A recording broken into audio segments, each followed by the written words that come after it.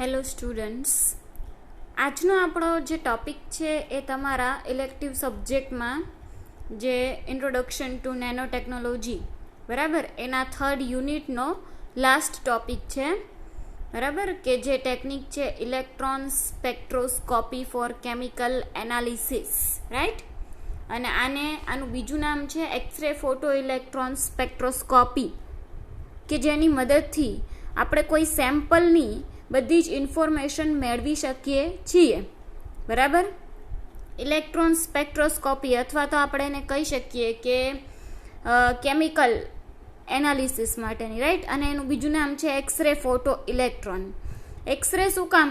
કારણ કે આપણે કોઈ સેમ્પલ ઉપર કે કોઈ કેમિકલ ઉપર એક્સરે ઇન્સિડન્ટ કરાવીને પછી આપણે ઇન્ફોર્મેશન લઈએ છીએ બરાબર, કે જે ઇલેક્ટ્રોન્સ એમિટ થાય તો એની ઇન્ફોર્મેશન આપણને એના ઉપરથી કેવા પ્રકારનું કેમિકલ છે અથવા તો સેમ્પલ કયા પ્રકારનું છે એની ઇન્ફોર્મેશન મળે છે બરાબર. તો electron spectroscopy, the signal produced by excitation of the analyte consists of the beam of electrons. એટલે કે જે સિગ્નલ જે પ્રોડ્યુસ થશે જે એક્સાઇટેશન દ્વારા બરાબર, એ શેનું બનેલું હશે? ઇલેક્ટ્રોન્સનું બનેલું હશે. ઇલેક્ટ્રોન્સ એમિટ થશે બરાબર, અને એના ઉપરથી તમને ઇન્ફોર્મેશન મળશે. એટલે એવું કહેવા માંગે છે કે the signal produced by excitation, જે એક્સાઇટેશનથી જે સિગ્નલ પ્રોડ્યુસ્ડ થાય છે એ આખું શેનું બનેલું હશે? Consist of electrons, beam of electrons, right. એટલે કે ફોટોન્સનું નહીં બનેલું હોય, પરંતુ શેનું બનેલું હશે? ઇલેક્ટ્રોન્સનું બનેલું હશે. ઓકે. પછી છે એક્સાઇટેશન બાય એક્સરે. એની માટે એક્સાઇટેશન તમારે કરાવવું છે, ઇલેક્ટ્રોન્સને એમિટ કરાવવા છે, પરંતુ એક્સરેની મદદથી કરાવવા હોય તો એની માટે કઈ ટેકનિક છે? એક્સરે ફોટો ઇલેક્ટ્રોન સ્પેક્ટ્રોસ્કોપી, કે જેની મદદથી એક્સરેને આપણે ઇન્સિડન્ટ કરાવીએ કોઈ સેમ્પલ ઉપર તો એ તરત એમાંથી ઇલેક્ટ્રોન્સને એમિટ કરશે અને આપણને ઇન્ફોર્મેશન આપશે બરાબર. અને જેનું બીજું નામ છે electron spectroscopy for chemical analysis. Okay. એટલે બંને ટેકનિક એક જ છે, XPS ઓર ESCA, ખાલી નામ અલગ અલગ છે, બાકી ટેકનિક સેમ છે. તમને એક્ઝામમાં પૂછે તો XPS પૂછ્યું હોય કે ESCA, બંનેમાં સેમ લખવાનું આવશે બરાબર, બંનેનું રાઇટઅપ સરખું થશે. એક્સાઇટેશન બાય અલ્ટ્રાવાયોલેટ રેડિયેશન, હવે તો એને કહેવાય UPS, ultraviolet photo electron spectroscopy, કે જેમાં અલ્ટ્રાવાયોલેટ રેઝની મદદથી સેમ્પલને જ્યારે સેમ્પલની ઉપર ઇન્સિડન્ટ કરવામાં આવે પછી એમાંથી ઇલેક્ટ્રોન્સ જે એમિટ થાય છે બરાબર, તો એ કોના દ્વારા કરાવવામાં આવ્યું કહેવાય? Excitation by ultraviolet radiation. Okay. પછી છે 3rd excitation by electron beam.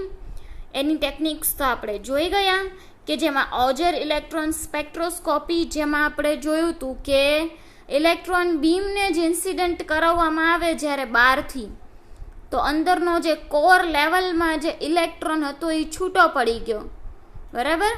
એના લીધે જે હાયર લેવલમાં વેલેન્સ બેન્ડમાં જે ઇલેક્ટ્રોન હતો એ ઇલેક્ટ્રોન કન્ડક્શન બેન્ડમાં આવવાની ટ્રાય કરે છે, ત્યારે એ જ્યારે આવશે વેલેન્સમાંથી કન્ડક્શન બેન્ડમાં તો એનર્જી રિલીઝ કરશે, અમુક એનર્જી રિલીઝ કરશે. એ એનર્જી જે રિલીઝ થાય છે એ કોને ઇફેક્ટ કરશે? કે સૌથી આઉટરમોસ્ટ લેયરમાં જે કાંઈ એટમ્સ ઇલેક્ટ્રોન્સ રહેલા હોય એને છૂટા પાડવાની ટ્રાય કરશે, અને એ છૂટો પડશે જે આઉટરમોસ્ટ લેયરનો ઇલેક્ટ્રોન, એને ઓજર ઇલેક્ટ્રોન કહેવાશે બરાબર. જે આપણે જોઈ ગયા ઓજર ઇલેક્ટ્રોન સ્પેક્ટ્રોસ્કોપી, એ ઇલેક્ટ્રોન છૂટો પડ્યો એ આપણને બધી ઇન્ફોર્મેશન્સ આપશે બરાબર. પછી છે scanning Auger microscopy. Same to same AES કયો કે સ્કેનિંગ ઓઝર માઇક્રોસ્કોપી કયો, બંને સેમ જ છે, બરાબર. એનું ખાલી બીજું નામ છે SAM. પછી છે powerful tool for the identification of all the elements except hydrogen and helium, provide information for surface layer of the solid. બરાબર. હવે આ શું કહેવા માંગે છે કે 20 to 50 એંગસ્ટ્રોમ સુધી સરફેસ લેયરની બધી જ ઇન્ફોર્મેશન પ્રોવાઈડ કરે છે, પરંતુ એક્સેપ્ટ ફોર હાઇડ્રોજન ને હિલિયમ. એવું શું કામ કીધું? કારણ કે ઓઝર ઇલેક્ટ્રોન સ્પેક્ટ્રોસ્કોપીમાં મિનિમમ 3 ઇલેક્ટ્રોનની રિક્વાયરમેન્ટ છે, જ્યારે હાઇડ્રોજનમાં જોઈએ તો 1 જ ઇલેક્ટ્રોન છે, હિલિયમમાં જોઈએ તો 2 ઇલેક્ટ્રોન જ છે, બરાબર. એટલા માટે એક્સેપ્ટ ફોર હાઇડ્રોજન ને હિલિયમ બીજા બધા જ માટે ઇલેક્ટ્રોન સ્પેક્ટ્રોસ્કોપી જે છે, ઓઝર ઇલેક્ટ્રોન સ્પેક્ટ્રોસ્કોપી એ ઇમ્પોર્ટન્ટ છે. એ બધી જ ઇન્ફોર્મેશન સેમ્પલની સોલિડની આપે છે, બરાબર. તો આ બધી જ જે અલગ અલગ ઇલેક્ટ્રોન સ્પેક્ટ્રોસ્કોપી છે કે જેમાં ઇલેક્ટ્રોન છૂટો પડે છે અને એની મદદથી આપણે ઇન્ફોર્મેશન્સ લઈ શકીએ છીએ સેમ્પલની, બરાબર. તો એમાંથી આપણે અત્યારે લેક્ચરમાં જોવાની છે એક્સાઇટેશન બાય એક્સરે, એટલે કે x ray photo electron spectroscopy, XPS, જેનું બીજું નામ છે ESCA, electron spectroscopy for chemical analysis. Okay, તો આપણે એની ઇન્ટ્રોડક્શન જોઈએ. XPS ની X-ray photoelectron spectroscopy is a surface sensitive spectroscopy technique widely used to investigate the chemical composition of surfaces. હવે X-ray photo electron spectroscopy XPS કયો કે electron spectroscopy for chemical analysis કયો, બરાબર, બંને એક જ છે. આ જે ટેકનિક છે સરફેસ સેન્સિટિવ ટેકનિક છે. સરફેસ સેન્સિટિવ શું કામ? કારણ કે સરફેસ પર રહેલા મોલેક્યુલ્સ એટમ્સને ફાઇન્ડ આઉટ કરે છે, એટલે સરફેસ સેન્સિટિવ સ્પેક્ટ્રોસ્કોપિક ટેકનિક કે જે વાઇડલી યુઝ થાય છે શેના માટે? To investigate the chemical composition of surfaces. Chemical composition એટલે કે જે આપણે કહી શકીએ કે દ્રાવણનું જે આખું બંધારણ કઈ રીતના આવેલું છે, કેમિકલી રાસાયણિક રીતે કઈ રીતના કમ્પોઝિશન થયેલું છે સરફેસ ઉપર, કયા કયા મોલેક્યુલ્સ આવેલા છે એના વિશે આઈડિયા આપે છે XPS. અને કેવી ટેકનિક છે? સરફેસ સેન્સિટિવ, બરાબર. એટલે કે સરફેસ ઉપરનો બધો આઈડિયા આપી દેશે અને કેમિકલ કમ્પોઝિશન્સને ઇન્વેસ્ટિગેટ કરશે. XPS technique is based on Einstein's idea about the photoelectric effect developed around 1905.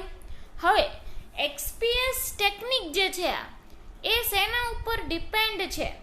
તો કે જે આઇન્સ્ટાઈનનો આઈડિયા હતો જે ફોટો ઇલેક્ટ્રિક ઇફેક્ટ વાળો, બરાબર, તો એના ઉપર આ ટેકનિક ડિપેન્ડ કરે છે. The concept of photons was used to describe the ejection of electrons from the surface when photons were impinged upon it.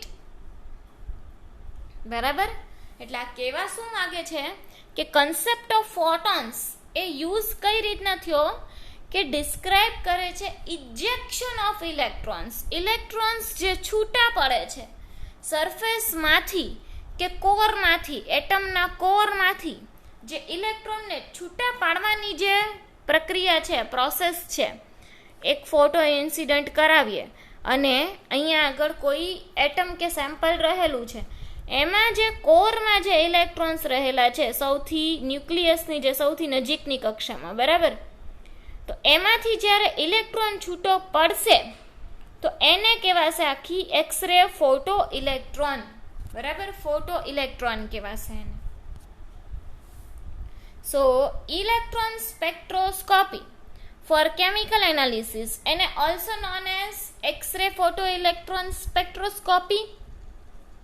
આ તો આપણે જોઈ ગયા કે electron spectroscopy for chemical analysis, એને શું કહી શકાય? એક્સરે ફોટો ઇલેક્ટ્રોન સ્પેક્ટ્રોસ્કોપી પણ કહી શકાય છે. અને વાઇડલી યુઝ મેથડ છે શેની માટે? તો કે chemical composition of solid surfaces માટે. બરાબર, સોલિડ સરફેસ જે છે એનું કેમિકલ કમ્પોઝિશન શું છે, રાસાયણિક બંધારણ શું છે, એમાં કયા કયા એટમ્સ રહેલા છે, મોલેક્યુલ્સ રહેલા છે, એ આ ટેકનિકથી જાણી શકાય છે. કે જેમાં સેમ્પલને શું કરવામાં આવે છે? ઇરેડિયેટ કરવામાં આવે છે. Sample is irradiated with soft X-rays. Sample ઉપર એક્સરેને ઇન્સિડન્ટ કરાવવામાં આવે છે, right? And the emitted electrons are energy analysed to provide spectrum. અને જે ઇલેક્ટ્રોન્સ એમિટ થાય છે એની અલગ અલગ રીતે એનર્જી ડિવાઈડ થયેલી હશે, એનાલાઇઝ થયેલી હશે, રાઈટ? તો આ ફોટો ઇલેક્ટ્રિક પ્રોસેસની જે મેં તમને વાત કરી કે જેમાં એક્સરેને પહેલાં ઇન્સિડન્ટ કરાવવામાં આવે છે. ઓજર ઇલેક્ટ્રોન સ્પેક્ટ્રોસ્કોપી હતી તો એમાં આપણે શું કરતા હતા? જો એમાં આપણે ઇન્સિડન્ટ કરાવતા હતા ઇલેક્ટ્રોન બીમને. અહીંયા આગળ આ છે ઇલેક્ટ્રોન બીમને આપણે ઇન્સિડન્ટ કરાવતા હતા, રાઈટ? અહીંયાથી ધારો કે કરાવ્યું તો કોરમાંથી ઇલેક્ટ્રોન શું પડી ગયો? છૂટો પડી ગયો. છૂટો પડી ગયો તો એલમાં જે ઇલેક્ટ્રોન હતો જે હાયરમાં, એ ક્યાં આવી ગયો? લોઅરમાં આવી ગયો. એ લોઅર કક્ષામાં આવ્યો, લોઅર ઓર્બિટલમાં, ત્યારે જે એનર્જી રિલીઝ થાય છે એ એનર્જી શું કરશે? ફરી પાછો ઇલેક્ટ્રોન્સને આઉટર શેલમાંથી છૂટો પાડશે, કે જેને ઓજર ઇલેક્ટ્રોન્સ કહેવાશે. બરાબર, એટલે કે આમાં એનર્જી કન્ઝર્વ થાય છે. અહીંથી જે ઇલેક્ટ્રોન છૂટો પડ્યો એને જે એનર્જી રિલીઝ થઈ, હવે સેમ ટુ સેમ અહીંયા આગળ એક ઇલેક્ટ્રોન છૂટો પડ્યો. બરાબર, એટલે એનર્જી શું થાય છે? અહીંયા આગળ કન્ઝર્વ થાય છે, રાઈટ? જ્યારે ફોટો ઇલેક્ટ્રિક પ્રોસેસ એટલે કે આપણે આ XPSમાં અથવા તો electron spectroscopy for chemical analysis ESCA ટેકનિકની વાત કરીએ તો એમાં કઈ પ્રોસેસ વર્ક કરે છે? ફોટો ઇલેક્ટ્રિક પ્રોસેસ કે જેમાં એક્સરેને ઇન્સિડન્ટ કરાવવામાં આવે છે. એક્સરે ઇન્સિડન્ટ થશે એટલે કોર લેવલમાંથી શું થશે? ઇલેક્ટ્રોન છૂટો પડશે કે જેને કહેવાશે ઇજેક્ટેડ ફોટો ઇલેક્ટ્રોન. પણ ક્યારે છૂટો પડશે? જ્યારે ઇન્સિડન્ટ એક્સરે જે છે, ઇન્સિડન્ટ એક્સરે તો વધારે એવી એનર્જી ધરાવતો હશે, બરાબર? તો એની જ્યારે એનર્જી જે છે એ બાઇન્ડિંગ એનર્જી અહીંયા આગળ જે મોલેક્યુલ્સ કે એટમ્સ આવેલો છે એની બાઇન્ડિંગ એનર્જી કરતાં વધારે થશે. કારણ કે બાઇન્ડિંગ એનર્જી એટલે શું? તો કે આપણે કહી શકીએ એની ડેફિનેશન કે binding energy is the smallest amount of energy required to remove the particle from the system of particles or to disassemble a system of particles into individual part. એટલે કે બાઇન્ડિંગ એનર્જી એવા પ્રકારની energy છે કે જે વપરાય છે પાર્ટિકલને remove કરવા માટે, કે શેલમાંથી ઇલેક્ટ્રોનને રિમૂવ કરવા માટે, રાઈટ? તો ઇન્સિડન્ટ એક્સ રે એની એનર્જી જે છે એ છે hν, અને બાઇન્ડિંગ એનર્જી જે છૂટો પડશે ત્યારે જે એનર્જી રિક્વાયર થઈ એ બાઇન્ડિંગ એનર્જી જે છે એ છે. બરાબર, કે કેટલી એનર્જી રિક્વાયર થઈ રિમૂવ કરવા માટે પાર્ટિકલને from the system of particles. Okay, અને પછી છે વર્ક ફંક્શન. હવે વર્ક ફંક્શનની વાત કરીએ તો વર્ક ફંક્શનની પહેલાં તો ડેફિનેશન શું આપી શકાય કે minimum amount of energy required to remove electron from the surface of the metal. બરાબર, હવે આ સરફેસ ઓફ ધી મેટલ એટલે કે સરફેસ ઉપરથી સેમ્પલના સરફેસ ઉપરથી જે એનર્જી રિક્વાયર થઈ રિમૂવ કરવા માટે ઇલેક્ટ્રોન્સને એને કહેવાય છે વર્ક ફંક્શન, રાઈટ? અને બાઇન્ડિંગ એનર્જી પણ એ રીતના જ છે કે સ્મોલેસ્ટ એમાઉન્ટ ઓફ એનર્જી પાર્ટિકલને રિમૂવ કરવા માટેની. તો એના માટે અહીંયા આગળ જો તમને કાઇનેટિક એનર્જીનું ઇક્વેશન આપેલું છે જે ફોટો ઇલેક્ટ્રોન ઇજેક્ટ થાય છે, જે છૂટો પડે છે કોર લેવલમાંથી, બરાબર, જ્યારે ઓઝર ઇલેક્ટ્રોન અહીંયાથી છૂટો પડતો હતો. ઓકે, જ્યારે ફોટો ઇલેક્ટ્રોન જે છે એ કોર લેવલમાંથી છૂટો પડશે.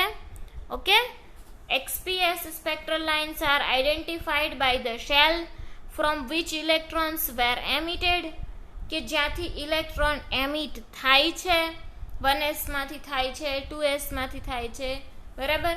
એટલે XPS એ કઈ પ્રોસેસ ઉપર વર્ક કરે છે?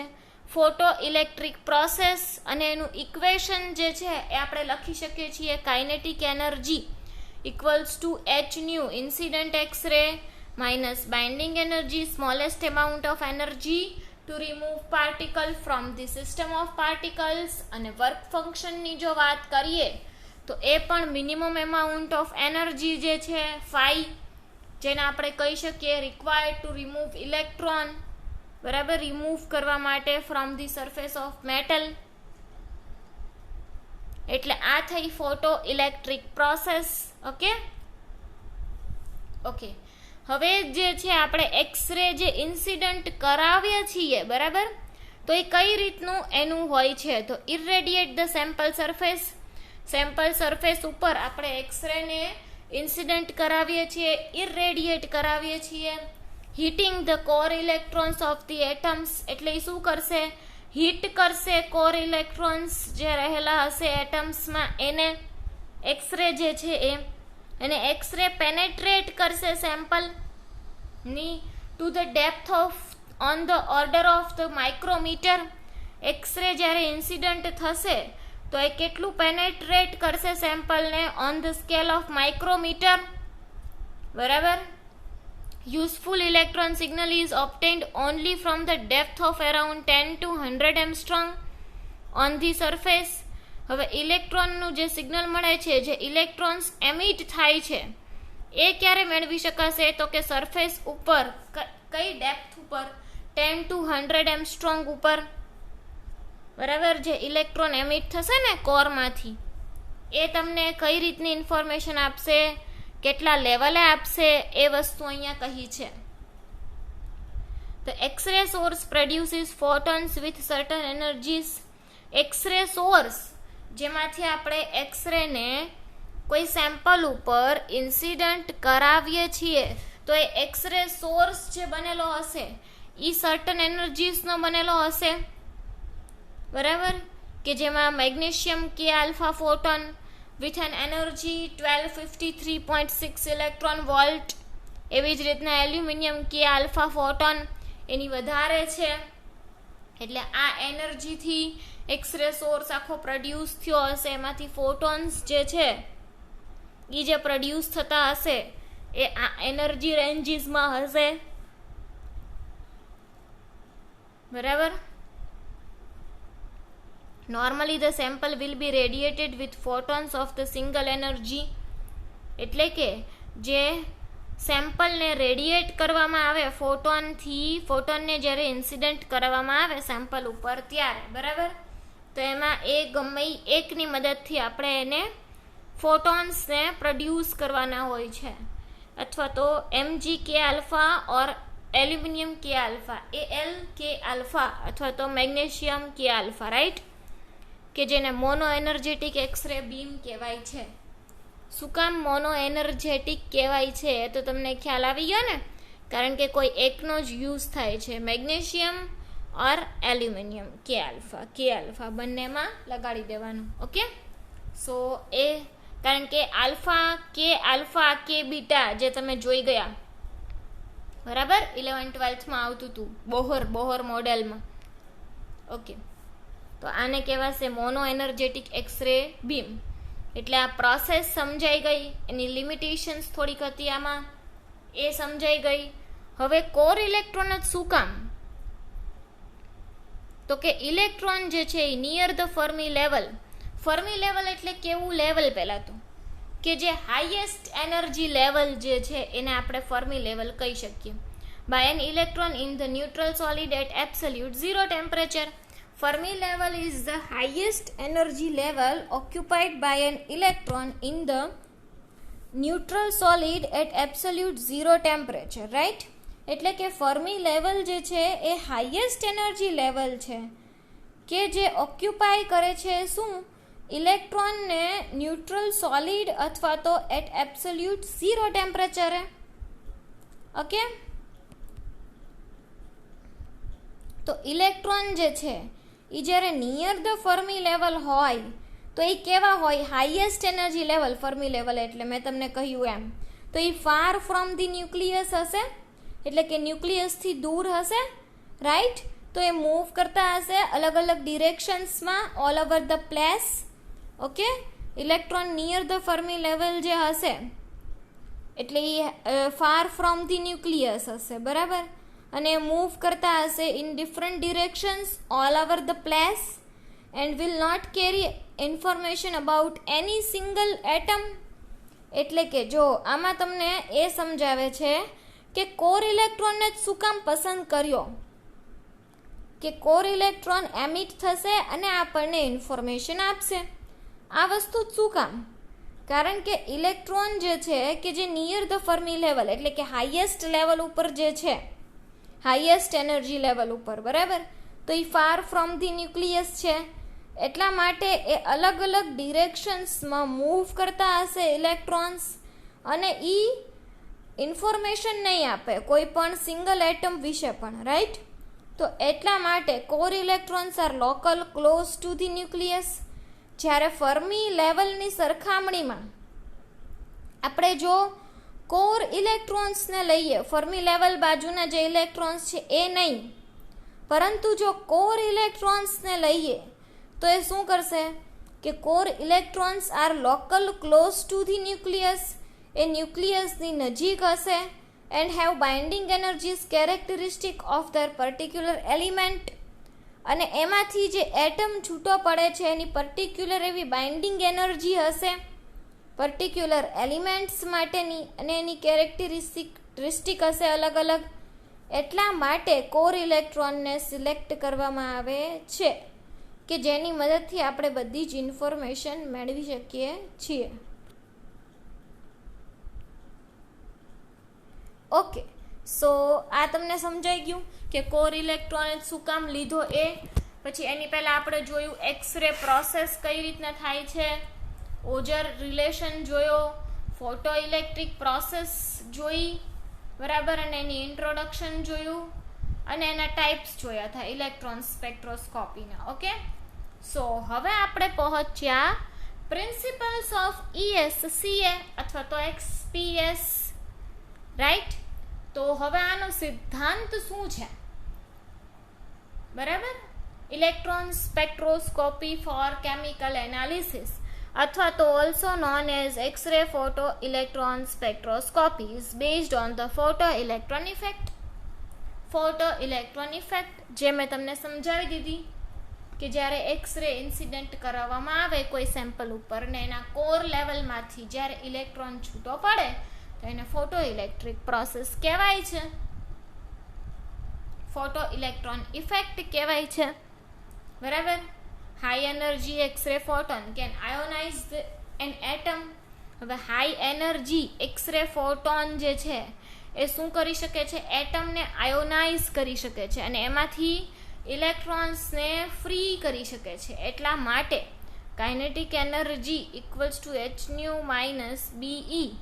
hν એટલે કે ઇન્સિડન્ટ કરેલા ફોટોનની એનર્જી, પછી binding energy necessary to remove a specific electron from an atom. એ તો તમને મેં કહી દીધું હતું કે minimum amount of energy to remove specific element from the atom એને કહેવાય બાઇન્ડિંગ એનર્જી અથવા તો ઓર્બિટલ એનર્જી. hν જે છે ફોટોન એનર્જી અથવા તો ઇન્સિડન્ટ એનર્જી છે,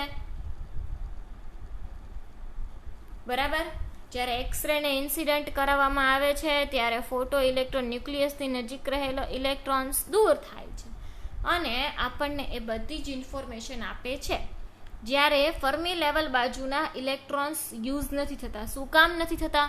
કારણ કે ખૂબ જ દૂર હાઈએસ્ટ લેવલ ઉપર આવેલું છે, far from the nucleus, right? એટલા માટે જે ઇલેક્ટ્રોન્સ છે એ એટલી બધી ઇન્ફોર્મેશન અથવા તો ઇન્ફોર્મેશન કેરી કરીને નથી જતા.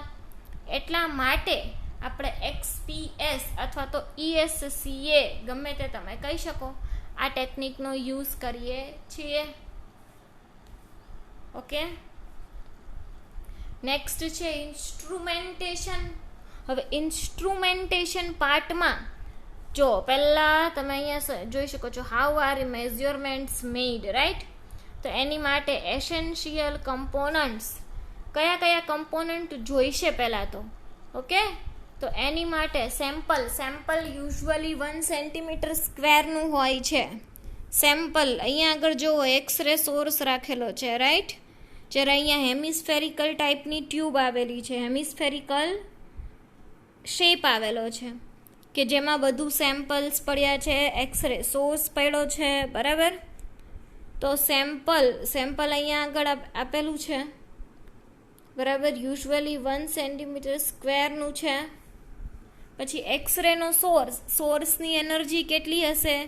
એલ્યુમિનિયમ હશે તો 1486.6 ઇલેક્ટ્રોન વોલ્ટ, અને મેગ્નેશિયમ હશે તો 1256.6 ઇલેક્ટ્રોન વોલ્ટ.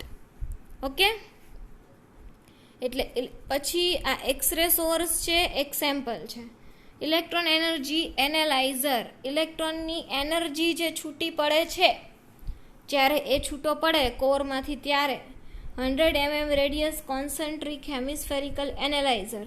અને એનાલાઇઝર કેવું છે તો કે 100 mm રેડિયસ ધરાવતું, vary voltages to vary pass the energy.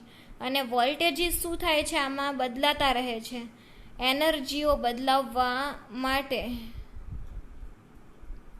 Electron multiplier, ચેનલટ્રોન,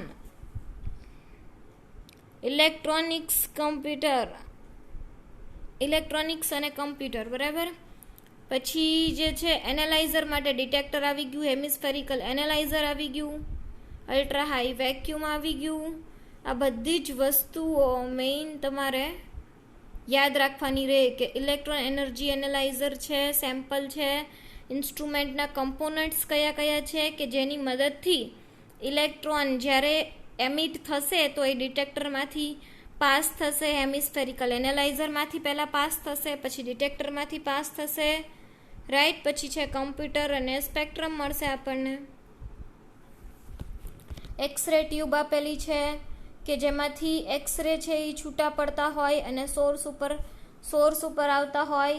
સોર્સમાંથી ઇલેક્ટ્રોન છૂટો પડશે, હેમિસ્ફેરિકલ શેપમાં જશે અને અહીંયા આગળ ડિટેક્ટ થશે. Signal processor and read out, right? Okay, how does XPS technology work? A monoenergetic X-ray beam emits photoelectrons from the surface of the sample. મોનોએનર્જેટિક એટલે મેં તમને કહ્યું હતું કે એલ્યુમિનિયમ અથવા તો કયું હતું, મેગ્નેશિયમ, બેમાંથી એકની જ એનર્જી યુઝ થાય છે એક્સરેના સોર્સ માટે. એટલા માટે એને આપણે મોનો એનર્જેટિક કહી શકીએ છીએ.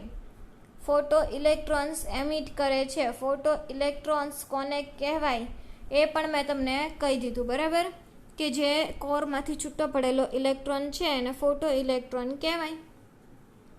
The X-ray photons, the penetration about a micrometer of the sample. X-ray photons penetration, બરાબર? XPS spectrum contains information only about the top 10 to 100 of the sample.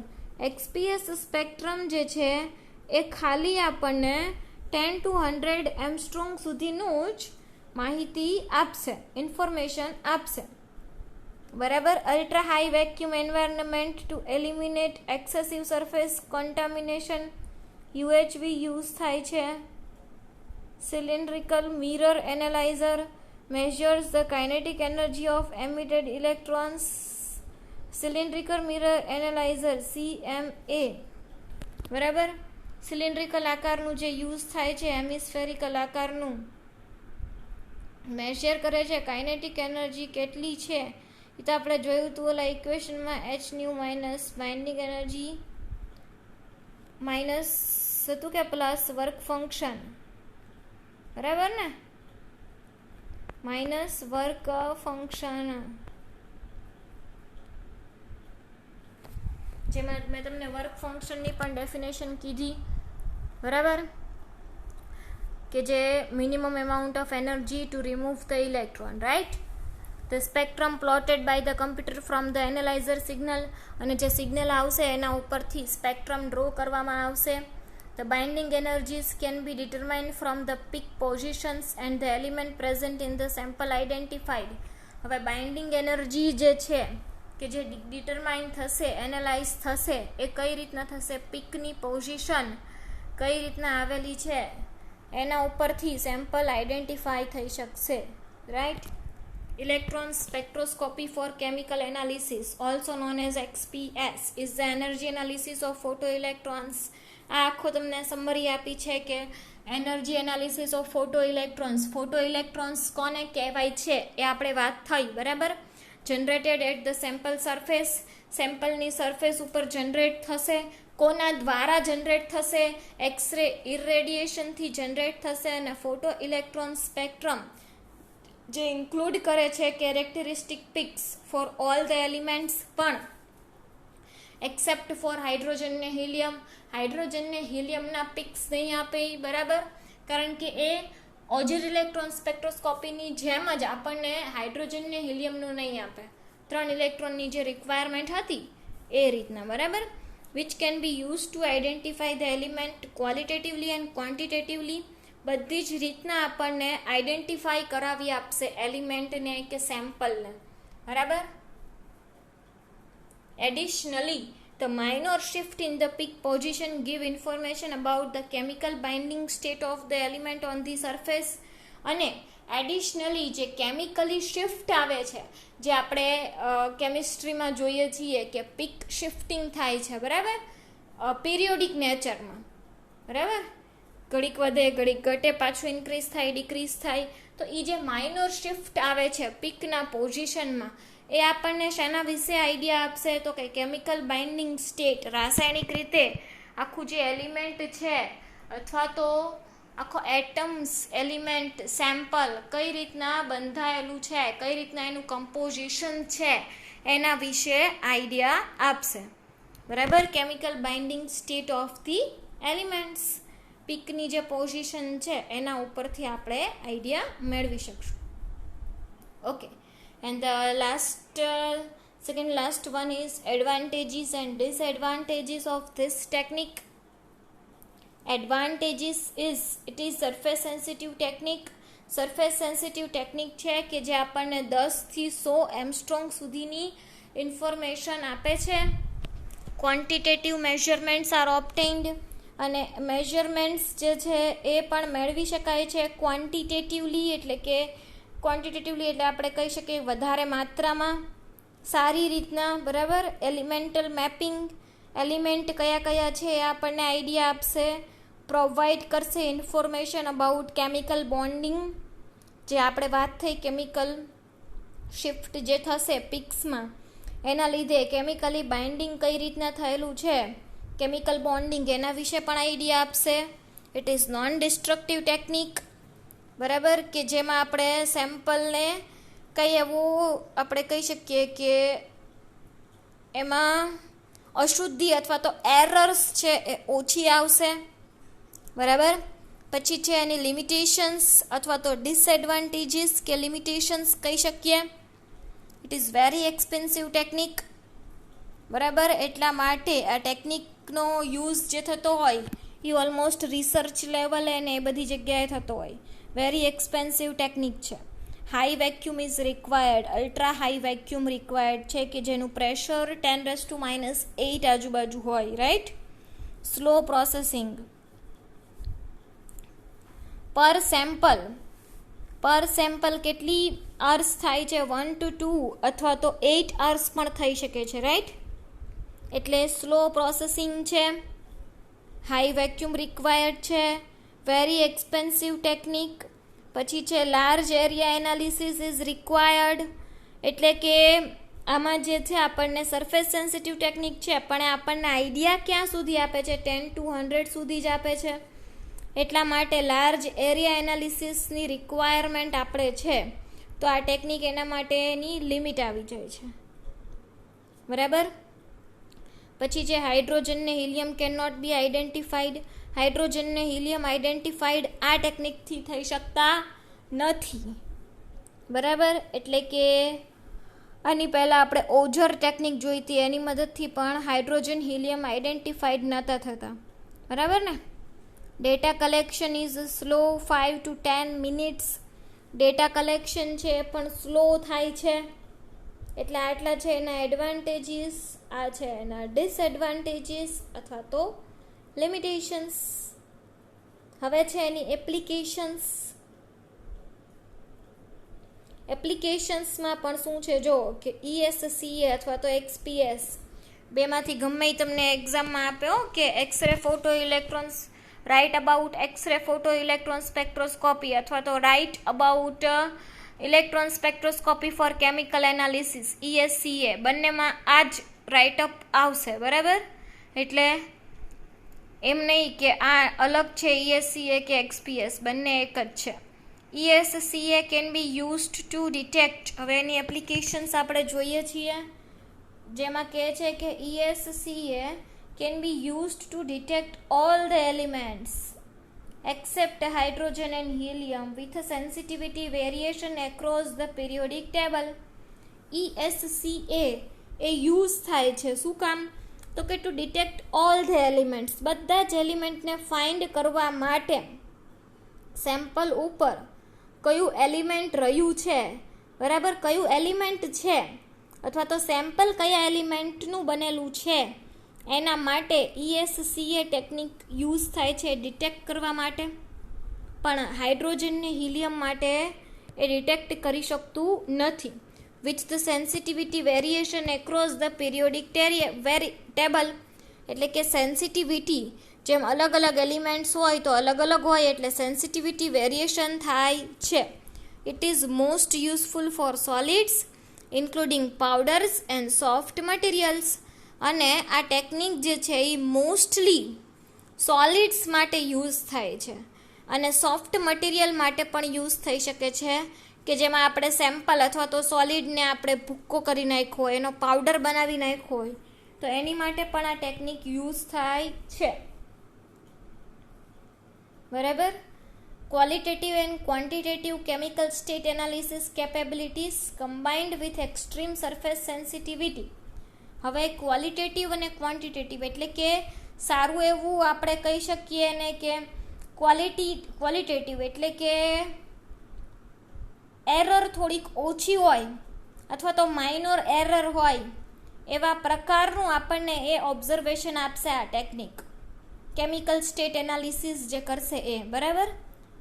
અને યુઝ્યુઅલી સરફેસ સેન્સિટિવિટી છે એ few atomic layers સુધીની હશે. બરાબર, એટલા માટે અહીંયા પણ એવું કહ્યું છે કે extreme surface sensitivity few atomic layer સુધીની હશે, એટલે એ સારી જ કહેવાય. બરાબર. Have made ESCA the most broadly applicable surface analysis technique today. આના કારણે થોડા ઘણા એટમિક લેયર્સ સુધી આ એક્સરે છે એ પહોંચી શકે છે અને પછી કોરમાંથી ઇલેક્ટ્રોન્સને છૂટો પાડી અને બધી જ ઇન્ફોર્મેશન આપણે મેળવી શકીએ છીએ. એટલા માટે બ્રોડલી એપ્લિકેબલ છે અત્યારે સરફેસ એનાલિસિસ ટેકનિક આ પ્રકારની જે છે ESCA કહી શકો કે XPS. રાઈટ. ક્વોલિટેટિવ એનાલિસિસ એ આપણે જોયું. Low resolution wide scan ESCA spectrum. Low resolution એટલે કે રિઝોલ્યુશન એટલે કે ઓછા પ્રમાણમાં સરફેસ આખી કવર નથી કરી રહેતી.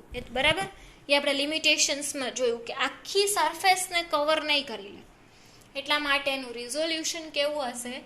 લો હશે. ઓકે.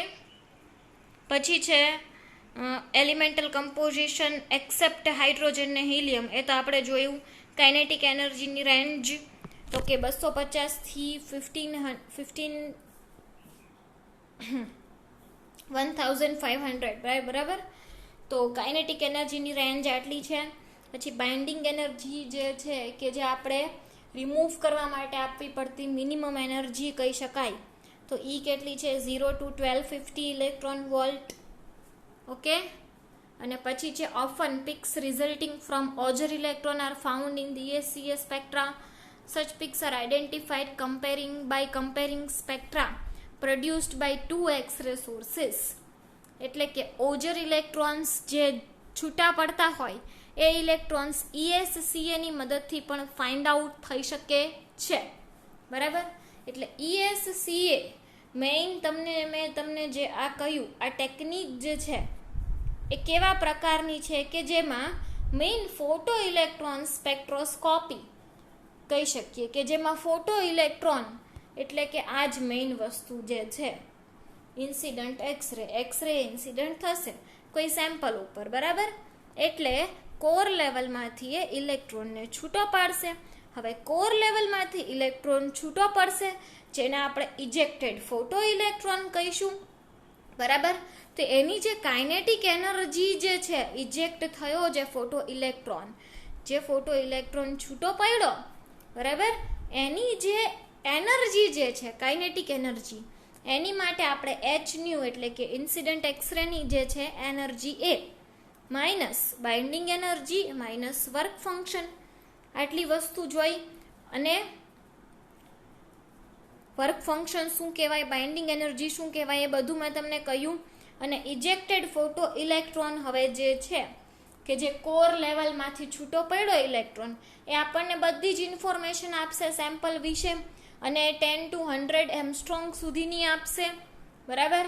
એટલે આ ટેકનિક પાછી આ ઓજર ઇલેક્ટ્રોનની પણ ઇન્ફોર્મેશન આપશે.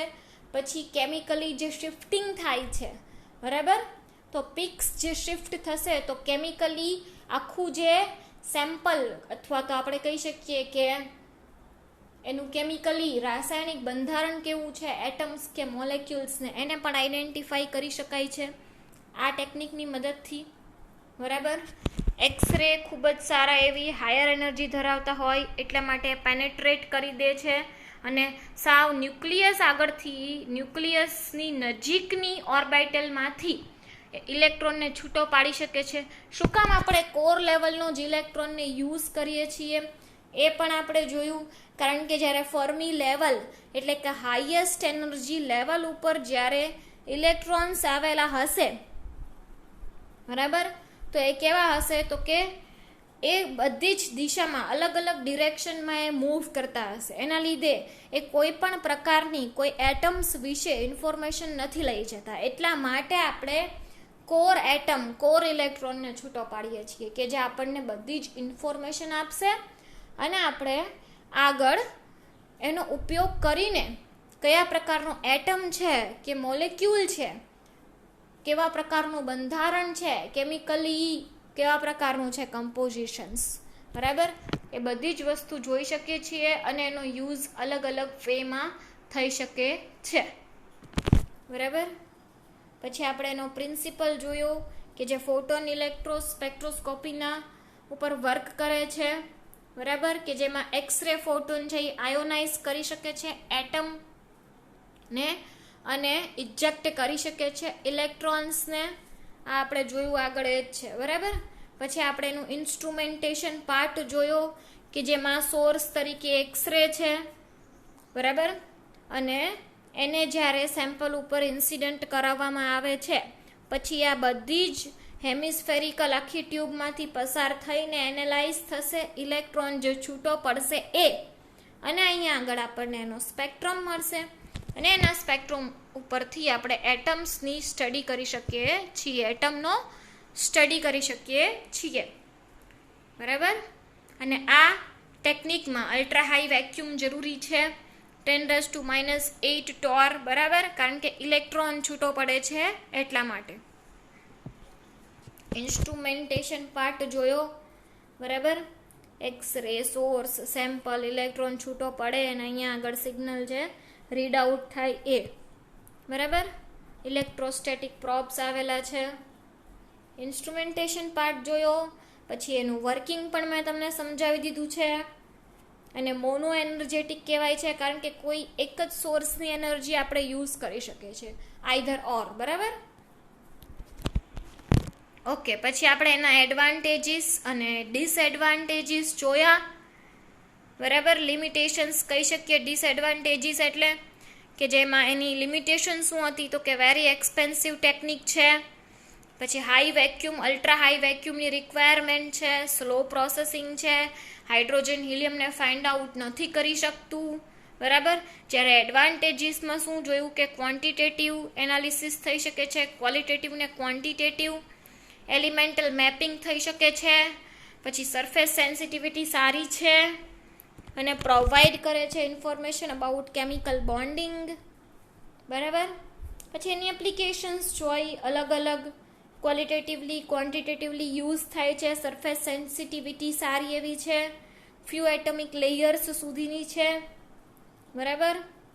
અને અલગ અલગ એલિમેન્ટ્સને ડિટેક્ટ કરવા માટે આનો યુઝ થાય છે. પછી મોસ્ટલી સોલિડ માટે યુઝ થાય છે, સોલિડને કટકા કરીને એને પાવડર ફોર્મમાં બનાવવામાં આવે તો એના માટે પણ યુઝ થાય છે, બરાબર. સોફ્ટ મટીરિયલ્સને એમાં કયા એટમ્સ રહેલા છે એને પણ આની મદદથી આપણે ડિટેક્ટ કરી શકીએ છીએ, બરાબર. તો અહીંયા તમારું આ યુનિટ પૂરું થાય છે. હવે આપણે 3 યુનિટ પૂરા કર્યા, બરાબર. હવે આપણે નેક્સ્ટ યુનિટ એટલે કે આપણા તમારા ઇલેક્ટિવ સબ્જેક્ટનું લાસ્ટ જે છે unit 4 application of nanomaterials એ આપણે જોઈશું.